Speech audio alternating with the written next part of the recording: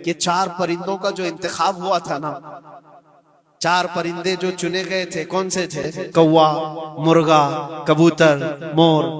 असल में जो है इनकी हर एक की एक खासियत है। कौवा लालची बहुत होता है, कौवा लालची बहुत होता है। मुर्गा, उसके अंदर शहवत बहुत ज्यादा है, औरत की ख्वाहिश। मुर्गे के अंदर ख्वाहिश शहवत ज्यादा होती है। और कबूतर के अंदर दोस्ती करने की आदत ज्यादा होती है, जल्दी दोस्ती करता है। और मोर के अंदर दिखावे की आदत ज्यादा होती है, अपनी खूबसूरती का इजहार बार बार करता है। तो ये 4 चीजें उनके अंदर है, ये 4 परिंदों के अंदर। सूफिया इकराम फरमाते हैं, दर हकीकत आपको हुक्म था इन जानवरों को ज़बा का नहीं था। कौवे की लालच को ज़बा करो, मुर्गे की शहवत को ज़बा करो, और बिना वजह के कबूतर की जो दोस्ती है हर आयरे गैरे से, इस दोस्ती के को कता करो, और मोर की दिखावे की आदत को ज़बा करो। ये 4 बुरी आदतों को ज़बा करो तो अल्लाह की कुदरत के मुशाहिदे देखने मिलेंगे। दर हकीकत वहां पर सूफिया इकराम फरमाते हैं, और यही बात है कि शैतान को जब कंकरियां मारने के लिए हुज्जात जाते हैं, वो तो एक पिल्लर है जिसको कंकरियां मारते हैं। वहां एक पिल्लर है, उस पिल्लर को कंकरियां मार करके आते हैं। लेकिन मेरे अजीजों, तसव्वुर ये होनी चाहिए, जिंदगी भर जो शैतान मुझे बहकाता है, मैं उसको कंकरियां मार रहा हूं। अगर तुम्हारी नीयत साले हुई और कंकरी लग गई तो यकीनन जिंदगी भर शैतान की शरारतों से के तमाम दज्जाल हमें निशाने पर रखे क्यों हैं? वो ये बताना चाहते हैं कि तुम 1000 टूट कर बिखर जाओ, तब भी कुछ बात तो है कि मिटती नहीं हस्ती हमारी। कुछ बात तो है कि मिटती नहीं हस्ती हमारी। सदियों रहा है दुश्मन दौरे ज़मा हमारा, तौहीद की अमानत सीनों में है हमारे। आसान नहीं मिटाना नामो निशा हमारा। यूनान और मिस्र रोमा सब मिट गए जहां से, बाकी मगर है अब तक नामो निशा हमारा। बातिल से डरने वाले है आसमां नहीं है हम, 100 बार कर चुका है तू इम्तिहान हमारा। आपको ये एहसास में दिलाना चाहता हूं कि कौन सी बात है। पैसे वाले सब बैठे रहो। वो कौन सी बात है जिसकी वजह से तुम और हम निशाने पर हैं, हमेशा निशाने पर हैं। अल्लाह के नबी सल्लल्लाहु तआला अलैहि वसल्लम ने इरशाद फरमाया, यूशकु अन तदाअ अलैकुमुल उमम कमा तदाअल अकिलतु इला कुसअतिहा। एक वक्त तुम पर ऐसा आएगा करीब कि सारी जमातें तुम पर ऐसे झपट पड़ेंगी जैसे भूखा बर्तन पे झपटता है, सब तुमको निशाने पर रखेंगी। आज हम वो दौर देख रहे हैं, और कौन सी वो चीज है जिसकी वजह से दुनिया खौफज़दा है। मियां, बहुत सारी ऐसी जमातें दुनिया में मौजूद हैं, वो पता नहीं क्या क्या मंसूबे, क्या क्या प्लानिंग, सब कुछ कर बैठे हुए हैं। उनके पास सियासत है, उनके पास बहुत बड़ी ताकत है, दौलत है, सब है, लेकिन उनसे दुनिया को उतना खौफ नहीं लगता जितना हमारे एक कमजोर बच्चे के लब्बैक या रसूल अल्लाह कहने पर डर लगता है। क्यों?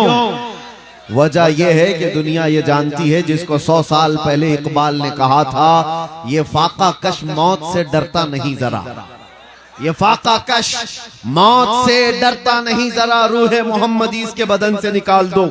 अंग्रेज भी थक गए थे, परेशान होकर के ही गए थे।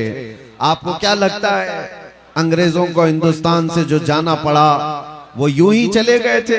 उन्होंने जुल्म और बर्बरियत की वो दास्तान यहाँ पर लिखी है कि बयान से बाहर है। लोगों को जलाया है, काटा है, मारा है, हर झाड़ी पर फांसी के फंदे पर उलमा को लटकाया है। लेकिन क्या हुआ इस उम्मत का, क्या हुआ इस कौम का? क्या सब बिखर कर खत्म हो गई? हर दौर में एक चंगेज और एक हलाकू आता रहा। मुसलमानों के खून से उसने नदियां लाल कर दी, हमारी खोपड़ियों से मीनार बना दिए। लेकिन उस वक्त जब इस्लाम खत्म ना हुआ तो अब के दौर में क्या खत्म हो सकता है? यह और बात है कि कुछ पाखंडी अपने गुफे में बैठ करके प्लानिंग करते रहते हैं कि हम इस्लाम को खत्म कर देंगे। मैं कहता हूं अपने बदन की खुजली नहीं खत्म कर सकते, इस्लाम की क्या बात करते हैं। उन्हें अपने जिस्म का ख्याल रखना चाहिए। इस्लाम की बात अलग है। इस्लाम किसी एक मोहल्ले और किसी एक घर का नहीं है। आज इस इलाके में भी आकर के देखें, इस्लाम की वो रौनकें हमें जो नजर आती हैं, ये पूरी कायनात में ये रोशनी मौजूद है। इस रोशनी को खत्म करने का मतलब है सूरज की रोशनी खत्म हो सकती है, चांद की रोशनी खत्म हो सकती है, समंदर सूख सकता है, इस्लाम को इस रुए जमीन से मिटाया नहीं जा सकता, खत्म नहीं किया जा सकता। आप सबको उसकी फिक्र की जरूरत नहीं, इस्लाम सुबह क़यामत तक रहने वाला है। तुम्हें तुम्हारे ईमान की फिक्र करने की जरूरत है। दीन इस्लाम के लिए चाहे जो कुछ भी हरबे अपनाए जाए, मेरा रब वादा फरमाता है, युरीदून लियुत्फिउ नूरल्लाहि बिअफ़वाहिहिम व यअबल्लाहु इल्ला अन युतिम्मा नूरहु। ये अपने मुंह के फूकों से अल्लाह के चिराग को बुझाना चाहते हैं और अल्लाह तबारक व तआला अपने चिराग को मुकम्मल करके रहे। वो इस्लाम का चिराग हमेशा जलता रहेगा। मैं आपको उस दीन हक की मुतालिक नहीं कह रहा कि उसको खत्म कर दिया जा रहा है, आप उठो। हम कौन से उसकी हिफाजत करने वाले हैं, हमें खुद अपनी हिफाजत की जरूरत है। आज मैं बात कर रहा हूं अपने दीन, अपने ईमान और अपने अंदर मौजूद आमाले सालिहा की हिफाजत की। तुम्हें फिक्र उसकी करनी है जो तुमसे सारी चीजें छिन गई। एक चीज आज भी बाकी है जिसकी वजह से दुनिया खौफजदा है। एक चीज आज भी बाकी है, घर लुट गए, रिश्तेदार खत्म हो गए, सियासत इख्तिदार सब छिन गया, लेकिन एक चीज आज भी बाकी है जो हमें जिंदा रखी हुई है और कौमों की निगाहों में आज हमें भी चमकता दमकता रखी हुई है। वो चीज न हमारी टोपी, न हमारी दाढ़ी, न हमारे जुब्बे, न हमारी कंगियां, न हमारे ड्रेस, ये सारी चीजें नहीं है जो इस कायनात में तुम्हें जिंदा कर रखी है। वो कौन सी चीज है जो हमें आज भी बाशऊर रखी है और दुनिया की नजर में खटकता महसूस कराया जा रहा है? वो चीज है क्या? आबरूए माजना में मुस्तफा अस, हम सबकी इज्जत आबरू मुस्तफा के नाम से वाबस्ता है।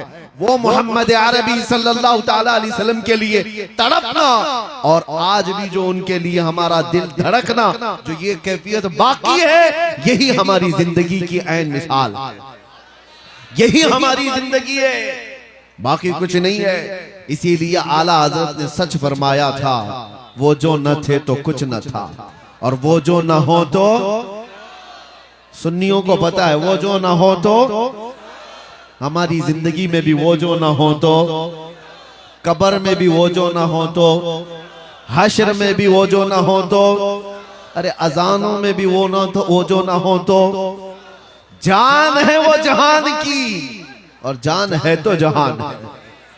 और कुरान यही कहता है, अन्नबिय्यु औला बिल मुमिनीन मिन अनफुसिहिम, नबी ईमान वालों से उनकी जान से ज्यादा करीब है, जान से ज्यादा हक रखते हैं। इसलिए आज जो हमारी जिंदगी बाकी है, आज जो हमें चलता फिरता महसूस कराया जा रहा है, वो हमारी सांसें लेने की वजह से नहीं है, वो हमारे खाने पीने और कपड़े पहनने की वजह से नहीं है। इश्क रसूल की गर्मी है जो दुनिया को बता रही है अभी कि मोहम्मद अरबी के शेर जिंदा है। ये मोहब्बत मुस्तफा सल्लल्लाहु अलैहि वसल्लम में दिलों का धड़कना मैंने महसूस किया है मेरे अजीजों। आज आम आदमियों में, आम नौजवानों में से भी किसी एक को भी पकड़ करके उठाया जाए।